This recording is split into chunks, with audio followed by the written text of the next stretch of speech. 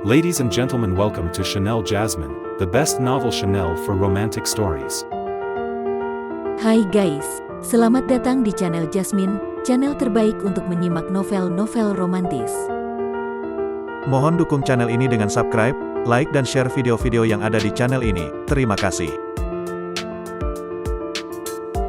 Perintah Kaisar Naga bab 4562, 4563, 4564. Mereka bisa saja mati, dan bahkan jika mereka akan mati ratusan kali, tetapi jika jiwa mereka ditahan oleh Dev, itu akan merepotkan, dan bukan pertanyaan apakah harus mati atau tidak. Dev bisa terus menyiksa mereka dan membuat mereka merasakan lebih buruk dari kematian. Apa yang akan kamu lakukan? Tetua Zhang berteriak pada Dev dengan sangat marah. Aku hanya ingin kamu membawaku melihat kota binatang itu, dan aku tidak punya niat lain, kata Dev. Itu tidak mungkin. Jika aku membawamu ke kota binatang dan penguasa kota mengetahuinya, keluarga kita tidak akan hidup, mereka akan dimusnahkan. Tetua Zhang berkata dengan sangat tegas. Bagaimana itu bisa diketahui? Aku juga memiliki aura klan binatang di tubuhku, dan aku bisa menyatu sepenuhnya denganmu. Jika kamu tidak setuju, maka aku hanya bisa menggunakan api pamungkas untuk membakar jiwamu setiap hari, membuatmu hidup dalam kesakitan setiap hari. Dev berkata tanpa daya, tidak, jangan lakukan itu. Pria parubaya berjubah hijau panik dan buru-buru memohon pada Dev. Lalu dia berkata kepada lelaki tua Zhang, Zhang tua, berjanjilah padanya. Kota binatang kita sangat besar dan di sana ada banyak kultivator biasa di sekitarnya, penguasa kota tidak akan mengetahuinya.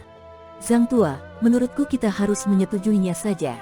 Jika tidak berhasil, kita bisa meninggalkannya di luar kota dan membiarkan dia memasuki kota sendirian. Saudara Lu juga sedikit panik dan berkata kepada Tetua Zhang.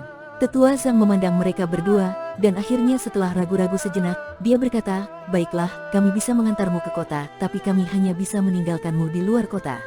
Lalu kita akan berpisah dan tidak ada yang saling mengenal. Selain itu, kota binatang memiliki peraturan yang ketat. Jadi jangan berharap untuk menggunakan kekerasan di kota binatang. Tim penegak hukum kota binatang akan menangkapmu nanti. Tidak masalah. Dev mengangguk. Dev hanya ingin tahu bagaimana dia bisa pergi ke kota binatang sekarang. Adapun untuk memasuki ke kota binatang, itu cerita untuk lain. Melihat Dev setuju, Tetua Zhang dengan enggan melompat, dan kemudian beberapa orang terbang ke depan. Tidak diketahui berapa lama, tapi Dev selalu merasa pemandangan di sekitarnya tidak banyak berubah. Apakah kamu sedang bercanda? Kita tidak bergerak sama sekali. Dev berkata dengan marah. Jangan marah, kita sudah mendekati kota binatang, kamu hanya tidak menyadarinya. Pria parubaya berjubah hijau dengan cepat menjelaskan. Lalu dia mengedipkan mata dan memberi isyarat kepada Dev untuk melihat Tetua Zhang. Dev mengikuti pandangan pria parubaya berjubah hijau dan melihat ke arah Tetua Zhang, dan menemukan sesuatu yang mirip dengan kompas muncul di tangan Tetua Zhang. Ada juga penunjuk arah di dalamnya yang terus bergetar, tetapi Tetua Zhang terus bergerak ke arah penunjuk tersebut. Selama ini kita berada dalam ilusi. Hanya benda yang ada di tangan Zhang tua itu yang bisa membawa kita keluar. Tanpa benda ini, bahkan kami orang-orang dari kota binatang tidak akan bisa meninggalkan wilayah kota binatang sama sekali. Zhang tua itu telah menghabiskan banyak uang untuk mendapatkan benda itu dari istana penguasa kota, jika tidak, kita bertiga tidak akan bisa dengan bebas keluar dari kota binatang. Pria parubaya berjubah hijau berbisik kepada Dev. Dia sengaja mencoba menyenangkan Dev, dan terlihat jelas bahwa dia takut mati. Dev hanya mengangguk dan mengikuti mereka bertiga lebih lama. Segera, cahaya putih tiba-tiba muncul di depan mata Dev, dan kemudian sebuah kota besar muncul di depannya. Melihat kota di depannya, Dev sedikit terkejut. Dia telah melihat banyak kota di dunia surga dan manusia. Bahkan kota kekaisaran dinasti Xiao, Dev telah memasukinya berkali-kali, tapi kota di depannya jauh lebih besar dari kota manapun yang pernah dia lihat. Dan di sekitar kota, ada begitu banyak desa dan perkotaan, besar dan kecil. Tempat ini seperti sebuah kerajaan kecil. Dan kota besar ini diperkirakan mampu menampung ratusan ribu orang. Ini adalah kota binatang, kamu bisa menjaga dirimu sendiri. Tetua Zhang memandang Dev dan berkata. Dev mengangguk, lalu melambai dan mengembalikan jiwa ketiga orang itu satu sama lain. Setelah mendapatkan jiwanya kembali, ketiga orang itu menghilang seketika, mereka tidak mau tinggal bersama Dev bahkan 1 menit pun. Mereka bertiga berjalan kembali, dan Dev menatap kota binatang di depannya. Kota ini mirip binatang besar dengan mulut berdarah, tergeletak di tanah yang luas. Dev mendekati kota binatang, tetapi ketika dia masih agak jauh dari kota binatang, tiba-tiba ada gelombang energi spiritual, dan kemudian tubuh Dev jatuh dengan cepat. Dev tiba-tiba panik, dia tidak mengerti alasannya. Energi spiritual di tubuhnya sepertinya terhalang oleh sesuatu, menyebabkan tubuhnya mulai jatuh. Meski tidak ada perlindungan spiritual, tidak akan ada masalah jika tubuh fisik Dev jatuh ke tanah. Bagaimanapun, tubuh fisik Dev sekarang begitu kuat hingga kebal. Tetapi jika jatuh seperti ini, bagaikan seekor anjing memakan kotoran, itu akan sangat memalukan. Terbang tidak diperbolehkan dalam jarak 100 mil dari kota binatang, dan kamu tidak tahu berapa jarak ke titik tujuan. Jika kamu dengan paksa menerobos dan terbang dalam jarak 100 mil, tim penegak hukum akan datang. Ketika Dev terjatuh, seorang gadis mengenakan pakaian merah dan memegang pedang berkata kepada Dev. Dev melihat gadis itu tidak jauh darinya dan jatuh turun dari langit. Dan ada kultivator lain yang jatuh ke tanah pada jarak yang sama.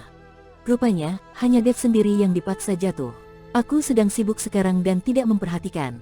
Dev dengan cepat menjelaskan, dia benar-benar takut orang-orang ini akan meragukan identitasnya dan mengetahui bahwa dia sama sekali bukan dari kota binatang. Lagi pula, mustahil bagi orang-orang di kota binatang untuk tidak mengetahui aturan yang ada di kota binatang.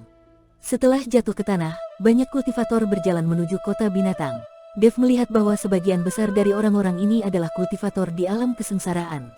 Yang memiliki level terendah adalah gadis yang baru saja berbicara dengannya, seorang kultivator tingkat ketiga di alam kesengsaraan. Mengingat levelmu tidak rendah, kedepannya kamu harus lebih memperhatikannya.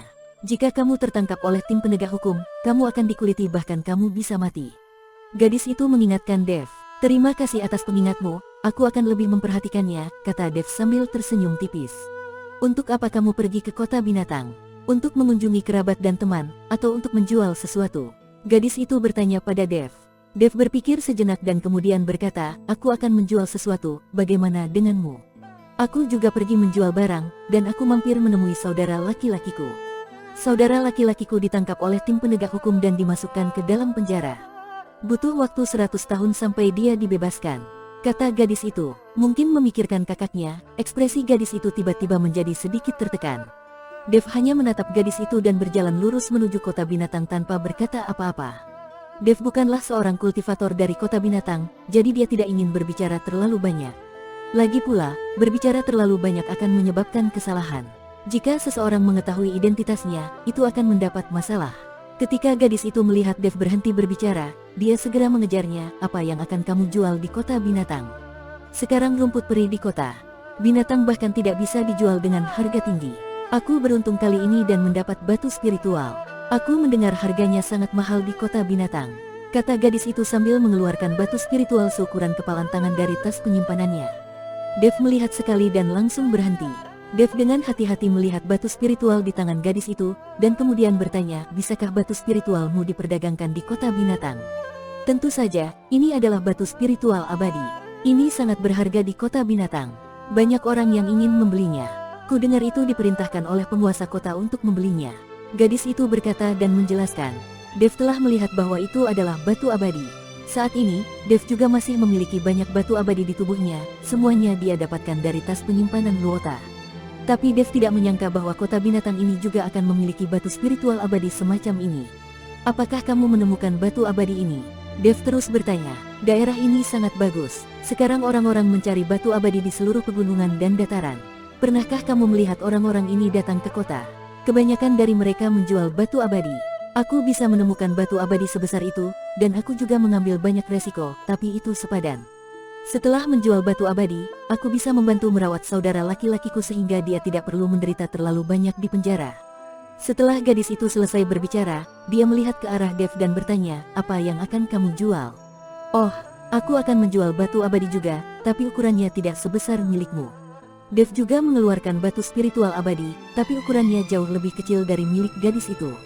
Punyamu terlalu kecil, tapi jangan khawatir, aku tahu tempat yang menawarkan harga batu abadi tertinggi. Ikuti aku. Ngomong-ngomong, aku belum tahu namamu. Namaku Yao Mei.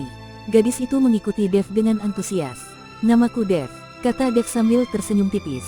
Mereka berdua berjalan bersama, karena jaraknya masih 100 mil dari kota binatang, jadi butuh waktu lama untuk sampai ke sana.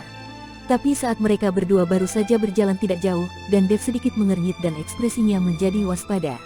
Karena tidak jauh di belakang mereka, beberapa aura sedang mengunci mereka. Gadis itu sepertinya tidak memperhatikan apapun, dia masih berjalan ke depan dengan senyuman di wajahnya, mengobrol dengan Dev sambil berjalan. Yao Mei, kamu mencuri batu spiritual abadi milik tuan muda tertua dan kamu berani pergi ke kota binatang untuk menjualnya secara terang-terangan. Kamu benar-benar melawan arus. Pada saat ini, beberapa sosok bergegas keluar dari belakang Dev dan yang lainnya, lalu menghalangi jalan Dev dan Yao Mei. Ketika Yao Mei melihat orang-orang ini, dia tidak takut sama sekali. Dia bergerak ke arah Dev dan berkata, "Siapa yang mencuri batu spiritual abadi Tuan Muda Tertua? Aku baru saja pergi ke kota binatang untuk menemui saudara laki-lakiku. Jangan coba-coba menjebakku. Saudara Chen dan aku akan pergi ke kota binatang bersama-sama.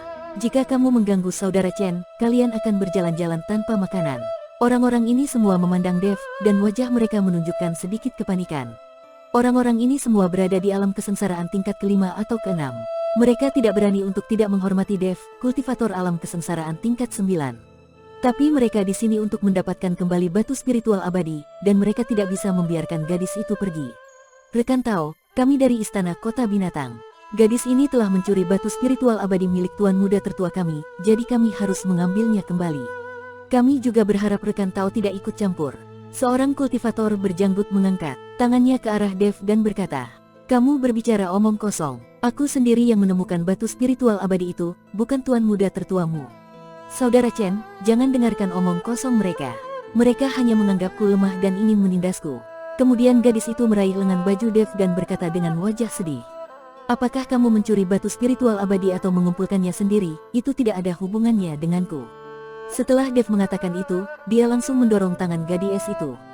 Gadis itu tertegun sejenak, dan beberapa orang dari Istana Kota Binatang mengelilinginya dan berkata, "Adik, keluarkan batu spiritual abadi itu dan aku bisa mengampuni nyawamu. Kamu benar-benar bukan laki-laki, dan kamu tidak tahu bagaimana menghargai kecantikan wanita. Sayang sekali aku telah bersamamu." Yao Mei menatap tajam ke arah Dev, dan akhirnya mengeluarkan batu spiritual abadi tanpa daya. Setelah pria berjanggut itu mengambil batu spiritual abadi, dia melambaikan tangannya dan mengendalikan Yao Mei. Biarkan aku pergi, dan aku akan mengembalikan batu abadi itu padamu. Aku hanya ingin pergi ke kota binatang untuk menemui saudaraku, aku ingin bertemu dengan saudaraku." Yao Mei meronta, tapi tidak ada gunanya. Dev melihat ke arah Yao Mei yang sedang berjuang, dan kemudian melangkah maju untuk menghalangi jalan para kultivator. "Rekan Tao, karena batu spiritual abadi telah dikembalikan kepadamu, berikan aku sedikit wajah dan biarkan dia pergi," kata Dev kepada kultivator berjanggut. Kultivator berjanggut itu memandang Dev, dan akhirnya melambai tanpa daya dan melepaskan Yao Mei. Dalam menghadapi kekuatan absolut, mereka tentu harus melakukan ini. Setelah beberapa kultivator pergi, gadis itu mulai menangis, dan dia menangis begitu keras hingga meneteskan butiran air mata seperti hujan. Bersambung.